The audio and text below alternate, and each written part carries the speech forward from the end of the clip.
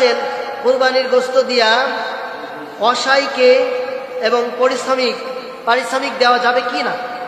অনেক মানুষ আমরা এইটাই ভুল করি যে কুরবানির গোশত দিয়ে আমরা কসাইকে শ্রমিক দিয়ে থাকি, মানে কসাইয়ের প্রতিদান দিয়ে থাকি। কিন্তু না, কসাইয়ের সাথে আগে কথা বলে নিতে হবে। আল্লাহ রাসূল সাল্লাল্লাহু আলাইহি ওয়াসাল্লাম বলেছেন কুরবানির গোশত কোনো কসাইকে দেওয়া যাবে না, এবং আপনার যারা কাজ করবে তাদেরকেও দেওয়া যাবে না। আল্লাহ রাসূল সাল্লাল্লাহু আলাইহি ওয়াসাল্লাম নিষেধ করেছেন। যেহেতু ওই কুরবানি আপনি আল্লাহ রাস্তায় দিচ্ছেন, আল্লাহর জন্য দান করেছেন, আল্লাহ আপনাকে ওটা দিয়েছে, আল্লাহর জন্য তো আপনি লিল্লাহিত করে দিয়েছেন, এটা আল্লাহ আপনাকে দিয়েছে, এই জন্য ওটা আপনি ভক্ষণ করবেন। এই জন্য আগে কুরবানি কসাইদের সাথে আগে দরদাম করে নিতে হবে যে ভাই আপনার আমি কোনো গোশত দিতে পারবো না, আপনাকে আমি শুধু টাকা দেব।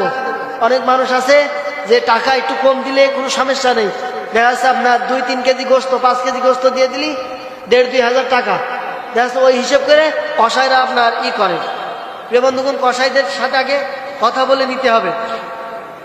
দিতে পারেন যদি আপনার এলাকার মানুষকে যেইভাবে দিচ্ছেন, যদি আপনার প্রতিবেশী হয় কসাই, তাহলে সেই ভাগ আপনি দিতে পারেন।